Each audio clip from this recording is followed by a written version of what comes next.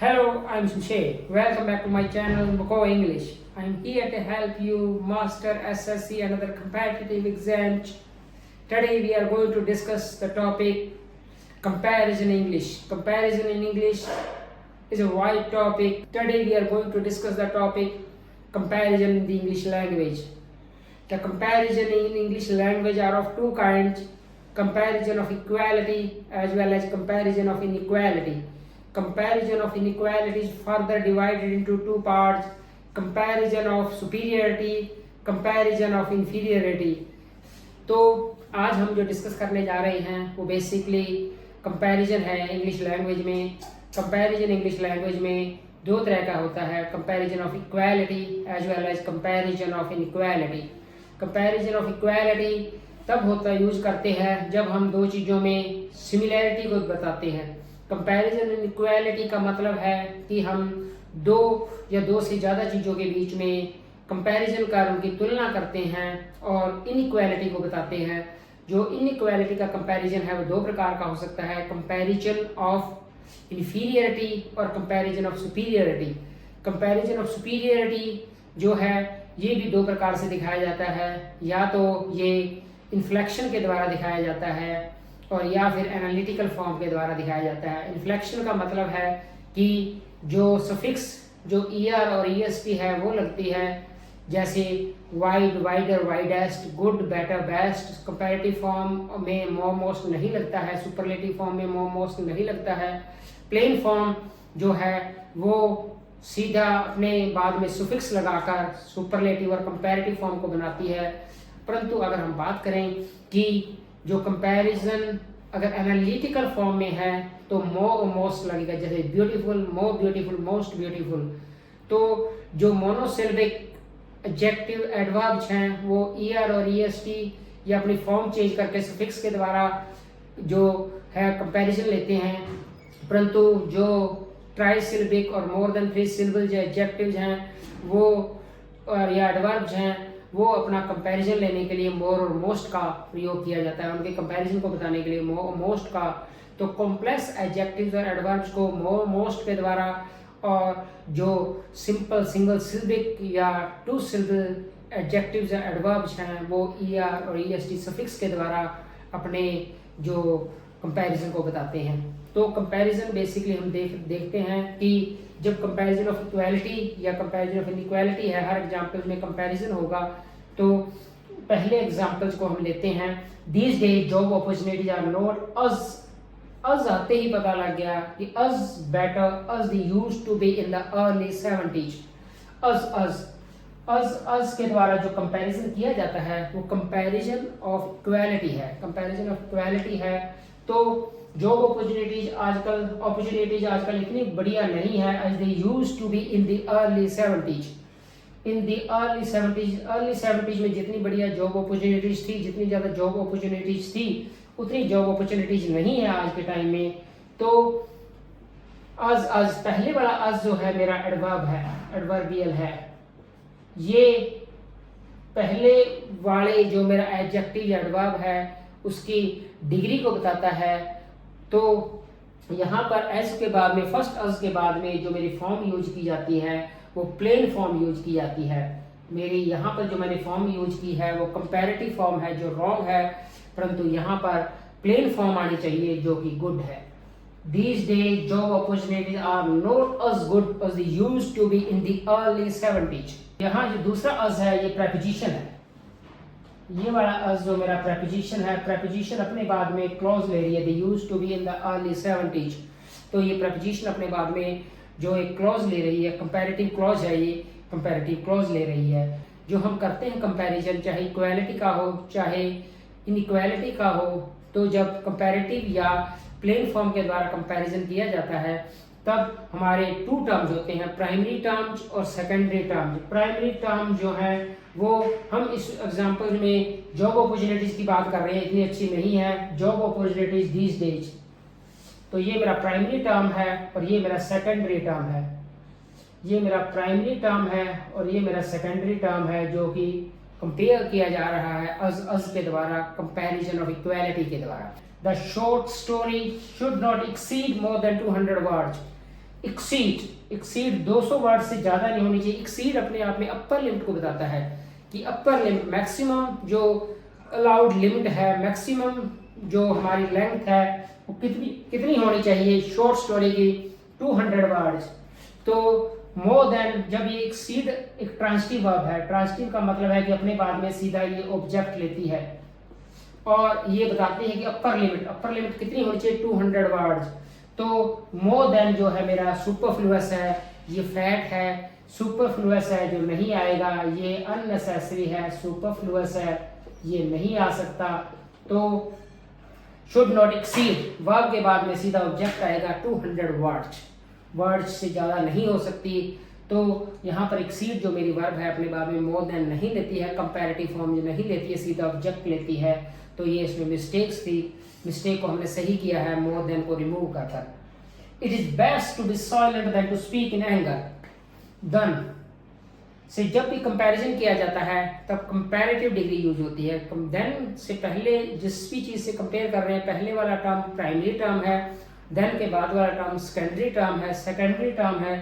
तो हम जो टू बी साइलेंट और टू स्पीक इन एंगर, ये प्राइमरी टर्म है, टू बी साइलेंट, ये अच्छा है कि आप साइलेंट रहें।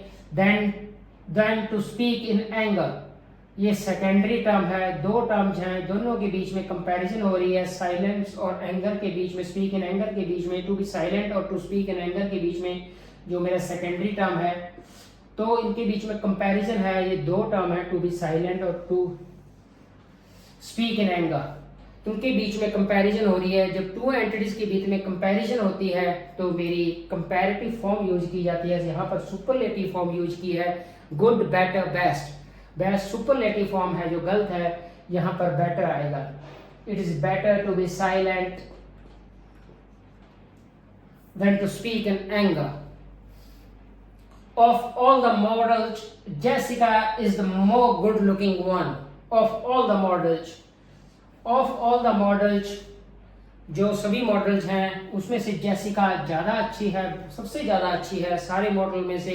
तो कंपैरिजन हो रहा है, सेट कंपैरिजन बोलते हैं। ऑफ ऑल द मॉडल्स एक सेट है, इसमें से जेसिका जो है वो सबसे बेस्ट है। जेसिका सेट का एक मेंबर है जो टॉप है, हाईएस्ट रैंक है उसका, गुड लुकिंग वन में हाईएस्ट है वो। जब अपने सुपरलेटिव डिग्री यूज करते हैं, जब सेट में से टॉप किसी एक एंटिटी को चूज करते हैं जो कि सेट में से सबसे ज़्यादा अच्छा है, बुरा है, जो भी है, उसमें सुपरलेटिव डिग्री का प्रयोग किया जाता है। सेट कंपैरिजन जब दो से ज़्यादा के बीच में होता है तब सुपरलेटिव डिग्री यूज करते हैं। यहाँ पर दो से ज़्यादा के बीच में ऑल द मॉडल्स, ऑल अपने आप में बताता है कि दो से ज़्यादा है, अगर दो होते तो बोथ आता।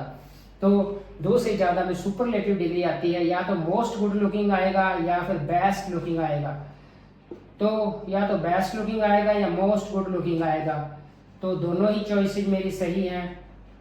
सुपरलेटिव डिग्री का यूज होगा। सुपरलेटिव डिग्री तब यूज की जाती है जब हम दो से ज़्यादा एंटिटीज के बीच में कंपैरिजन करते हैं, तब हम सुपरलेटिव डिग्री का यूज करते हैं। The circulation of the statesman is greater than that of any newspaper. The circulation of the news statesman कोई न्यूज़पेपर है उसका ग्रेटर है, सर्कुलेशन ज़्यादा है than that of any newspaper.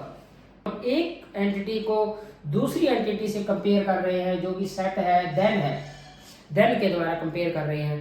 जब हम एंटिटीज का इस तरह से कंपैरिजन करते हैं कि टू टर्म्स लेते हैं, प्राइमरी टर्म और सेकेंडरी टर्म लेते हैं, ये सेकेंडरी टर्म है और ये मेरा प्राइमरी टर्म है, ये मेरा प्राइमरी टर्म है। तो एक चीज को बाकी सबसे कंपेयर किया जा रहा है, प्राइमरी टर्म को the circulation of the statesman primary term है, then that of any newspaper.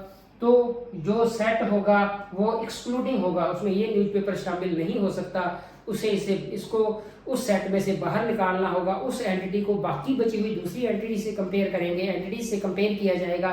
तो मेरा जो सही चॉइस है मेरी, than that of any other newspaper जाएगा। अदर न्यूज़पेपर, किसी भी दूसरे, no matter which newspaper you choose, तो कोई भी न्यूज़पेपर ले लीजिए, उससे x is always greater than y, no matter what is the value of y की चाहे कोई भी वैल्यू हो, स्टेट्समैन का सर्कुलेशन हमेशा ज़्यादा रहेगा।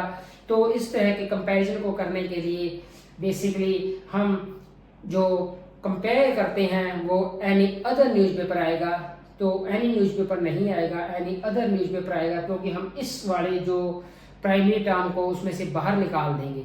तो हमने देखा कि अगर कंपैरिजन प्राइमरी और सेकेंडरी टर्म के द्वारा किया जाता है तो जो पहली एंटिटी है वो अगर बाद वाली एंटिटी से कंपेयर कर रहे हैं उसमें वो इंक्लूड नहीं हो सकती, वो उससे एक्सक्लूड करनी होगी। उसे एक्सक्लूड करने के लिए हम अदर का यूज करते हैं देन एनी अदर न्यूज़पेपर। किसी भी दूसरे न्यूज़पेपर की तुलना में अदर आएगा, any other newspaper. The dress that the girls वो was more attractive than the other girls। जो ड्रेस गर्ल ने पहनी थी वो दैट द गर्ल वो ड्रेस जो गर्ल ने पहनी थी वो ज्यादा सुंदर थी, मोर अट्रैक्टिव थी देन द अदर गर्ल। यहाँ पर वो कह रहा है कि दूसरी लड़कियों की तुलना में जो उसने ड्रेस पहनी थी वो अच्छी थी, परंतु वास्तव में यहाँ पर हो गया कि वो ड्रेस जो लड़की ने पहनी थी वो लड़कियों से ज्यादा सुंदर थी, परंतु यहाँ पर कंपैरिजन ड्रेसेस के बीच में हो रहा है, ना कि लड़कियों के बीच में। प्राइमरी टर्म मेरा ड्रेस है, the dress was more attractive, that the girl वो, ये मेरा पोस्ट मॉडिफायर है, ड्रेस में कंपैरिजन है, तो यहाँ पर भी मुझे ड्रेस ही करना होगा। The dress that the girl वो was more attractive than those of other girls. Those मेरा जो प्रोनाउन है वो ड्रेसेस के लिए आ रहा है, those of the other girls, जो दूसरी लड़कियों ने ड्रेस पहनी है वो उनकी तुलना में ज्यादा अच्छी है, तो दोज ऑफ आएगा। दोज बेसिकली प्रोनाउन है, ये डेमोन्स्ट्रेटिव प्रोनाउन है, ये ड्रेस के लिए आ रहा है। तो ड्रेस, उस ड्रेस और दूसरी लड़कियों की पहनी हुई ड्रेस के बीच में कंपैरिजन है, तो दोज ऑफ आएगा। यहाँ पर जो कंपैरिजन है लड़कियों के बीच में नहीं है, तो हमें ये ध्यान रखना होता है कि we have to always take care of what is the primary term and what is the secondary term. The comparison is always be rational होना चाहिए। कंपैरिजन ऐसे नहीं हो सकता कि irrational कंपैरिजन नहीं कर सकते। ड्रेस का लड़की के साथ में कंपैरिजन नहीं हो सकता, ड्रेस के बीच में कंपैरिजन किया जा रहा है, वो अट्रैक्टिव है ना कि लड़कियां अट्रैक्टिव है, तो ड्रेस के कारण मुझे दो जॉब लगाना पड़ा है यहाँ पर। Rahul was the richest of the two person. वैसे जब सेट, ये सेट कंपैरिजन है, सेट दिया गया है ऑफ द टू पर्सन, तो यहाँ पर जब दो का सेट दिया होता है तब हमारे जो फॉर्म यूज की जाती है वो कंपैरेटिव फॉर्म यूज की जाती है, सुपरलेटिव फॉर रिचेस्ट नहीं आएगा, रिचर आएगा। राहुल वॉज द रिचर, तो ये भी एक जो इंग्लिश लैंग्वेज में वे है कि हम कंपैरेटिव डिग्री के द्वारा भी सेट कंपैरिजन को बता सकते हैं। जिस सेट में टू मेंबर्स होंगे, not more than two members, तो ये सेट है जो इसका सबसेट है, वो इस सेट में से वो राहुल जो एक मेंबर है वो इसका सबसेट है, राहुल सबसेट है, वो ज्यादा अमीर है, रिचर है। तो जो राहुल मेरा सबसेट है, इस सेट में से राहुल सबसेट जो लिया गया है वो ज्यादा अमीर है, तो कंपैरेटिव फॉर्म रिचर आई है।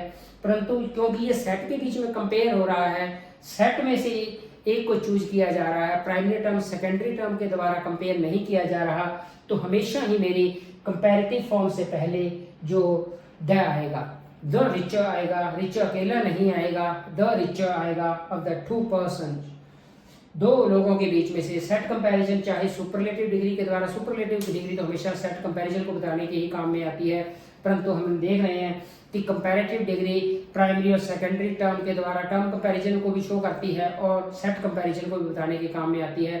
जब भी ये सेट कंपैरिजन को बताती है तब हमारा जो भी कंपैरेटिव डिग्री यूज की जाएगी उससे पहले द आएगा, क्योंकि जो बाद वाला सेट है उसका वो पार्ट है और सेट कंपैरिजन को बताने के लिए द लगता है। जो भी मेरा एडजेक्टिव या एडवर्ब है अपने से पहले द लेता है, तो यहाँ पर द ऑप्शनल नहीं है, इसेंशियल है, मैंडेटरी है, और जो सेट है ऑफ के बाद ही आता है सेट, या ऑफ लगा है बीच में और बाद में वो सेट आया है।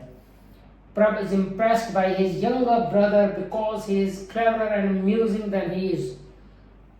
वो अपने यंगर ब्रदर से, छोटे भाई से बहुत ज्यादा इम्प्रेस्ड है, because he is cleverer and amusing than he is। then के बाद में सेकेंडरी टर्म आ रहा है, क्योंकि वो ज्यादा चतुर है, क्लेवर है और अम्यूजिंग है than he is, तो he is क्लेवर मेरी कंपैरेटिव फॉर्म है, एंड अम्यूजिंग वो ज़्यादा खुश मिजाज है, ज़्यादा चतुर है उसकी तुलना में देन ही इज।